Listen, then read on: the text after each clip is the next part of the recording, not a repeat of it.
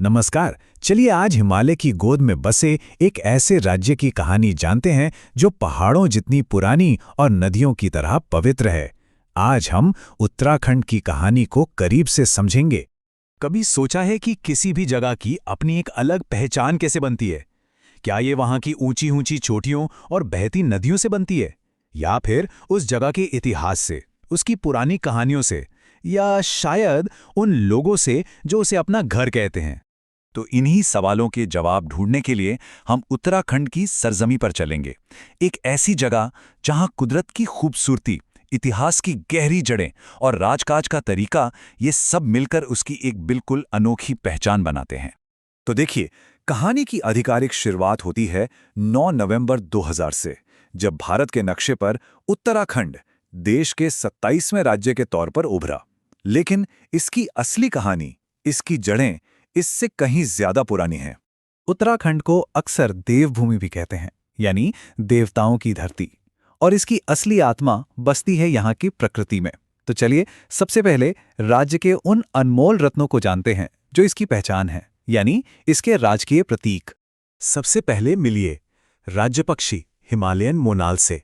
अपने इंद्रधनुषी रंगों वाले पंखों के साथ ये शानदार पक्षी हिमालय की ऊंची चोटियों पर रहता है, जहां हवा भी पतली होती है और दुनिया नीचे एक धुंधली सी याद लगती है। और एक मजेदार बात यह है कि मोनाल सिर्फ उत्तराखंड की शान नहीं है, ये हिमाचल प्रदेश का भी राज्य पक्षी है और नेपाल का तो राष्ट्रीय पक्षी है। नर मोनाल अपने चमकीले कई रंगों वाले पंखों से पहचाना जाता है, जबकि मादा का रंग थोड़ा भूरा होता है। अफसोस की बात यह है कि इसकी इसी खूबसूरती की वजह से इसका शिकार हुआ, और इसीलिए अब इसे वाइल्ड लाइफ प्रोटेक्शन एक्ट के तहत पूरी सुरक्षा दी गई है। जरा सोचिए, 5000 मीटर की ऊंचाई, मतलब जहां ठीक से सांस लेना भी मुश्किल हो, उस ऊंचाई पर यह खूबसूरत पक्षी अपना घर बनाता है। सच में कमाल की बात है ये। अच्छा, अब बात करते हैं राज्य पुष्प ब्रह्म कमल की। ये सिर्फ एक फूल नहीं है, ये तो आस्था और पौराणिक कथाओं का एक जीता जागता प्रतीक है। सोचकर देखिए, एक ऐसा फूल जो 4800 से 6000 मीटर की ऊंचाई पर खिलता है, जहां बड़े बड़े पेड़ भी नहीं उग पाते। यही है ब्रह्मकमल। इसका साइंटिफिक नाम है सॉसूरिया ओवलेटा। जुलाई से सितंबर के बीच ये फूलों की घाटी जैसी जगहों को अपनी बैंगनी खूबसूरती से भर देता है। और इसका महत्व और भी बढ़ जाता है, क्योंकि इसका जिक्र महाभारत में भी मिलता है। माना जाता है कि ये वही पवित्र फूल है जो द्रौपदी को भेंट किया गया था। ये दिखाता है कि हमारी संस्कृति और प्रकृति कितने गहरे जुड़े हुए हैं। अब आगे बढ़ते हैं राज्य पशु कस्तूरी मृग की तरफ। ये एक बहुत ही शर्मीला और अकेला रहने वाला जानवर है। जंगल में इसकी एक झलक मिल जाना भी, सच मानिए, बहुत बड़ी किस्मत की बात है। ये इतना मशहूर क्यों है? वजह है कस्तूरी, एक बेहद कीमती और खुशबूदार चीज जो सिर्फ नर मृग में पाई जाती है। इसी वजह से इसका बहुत शिकार हुआ। इसकी एक और पहचान है इसके 2 बाहर की तरफ निकले हुए दांत। खैर, अच्छी बात यह है कि इसे बचाने के लिए 1977 में केदारनाथ में और 1986 में पिथौरागढ़ में इसके संरक्षण केंद्र बनाए गए। और अब बात राज्य वृक्ष बुरांश की। जब इसके गहरे लाल रंग के फूल खिलते हैं ना, तो दूर से पहाड़ ऐसे लगते हैं जैसे पूरे जंगल में आग लग गई हो। इसीलिए इसे फ्लेम ऑफ द फॉरेस्ट, यानी जंगल की ज्वाला भी कहते हैं। बुरांश के पेड़ 1500 से 4000 मीटर की ऊंचाई पर मिलते हैं। फरवरी से अप्रैल के बीच ये पहाड़ों को लाल रंग से सराबोर कर देते हैं। लेकिन ये सिर्फ सुंदर नहीं है, इसके फूलों का जूस दिल की बीमारियों के इलाज में भी काम आता है। और क्योंकि ये इतना फायदेमंद है, इसीलिए 1974 के वन अधिनियम के तहत इसे काटने पर पाबंदी है। तो ये तो थे वो कुदरती नगीने जो उत्तराखंड की पहचान है।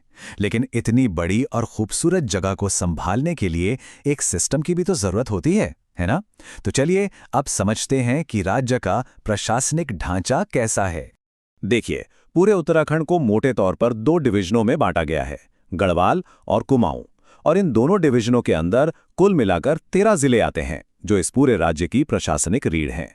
और किसी भी राज्य की तरह यहां भी सरकार 3 स्तंभों पर चलती है।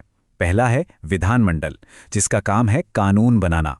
दूसरा है कार्यपालिका, जो उन कानूनों को लागू करती है। और तीसरा है न्यायपालिका, जो ये देखती है कि सब कुछ नियमों के हिसाब से हो रहा है या नहीं। तो अब ये तो पता चल गया कि राज्य आज कैसे काम करता है, पर सवाल ये है कि आखिर ये राज्य बना कैसे? चलिए अब समय में थोड़ा पीछे चलते हैं और उत्तराखंड के बनने की कहानी को जानते हैं। कहानी की शुरुआत होती है 1815 से, जब अंग्रेजों ने कुमाऊं के इलाके पर कब्जा किया। फिर एक बहुत बड़ा मोड़ आया 1949 में, जब टिहरी गढ़वाल की रियासत भारत का हिस्सा बनी। इसके बाद 1960 में सीमा सुरक्षा को ध्यान में रखते हुए 3 अहम जिले बनाए गए: उत्तरकाशी, चमोली और पिथौरागढ़। और फिर एक लंबे संघर्ष और आंदोलन के बाद वो ऐतिहासिक दिन आया, साल 2000, जब उत्तराखंड को आखिर एक अलग राज्य का दर्जा मिल ही गया। तो आखिर में एक सवाल मन में आता है, जब किसी जगह की कुदरती रूह, मतलब उसके मुनाल और ब्रह्मकमल जैसी चीजें उसके ऐतिहासिक सफर के साथ मिलती हैं, तो ये दोनों मिलकर उस जगह का आने वाला कल कैसे लिखते हैं? ये एक ऐसा सवाल है जो उत्तराखंड की कहानी को और भी गहरा बना देता है।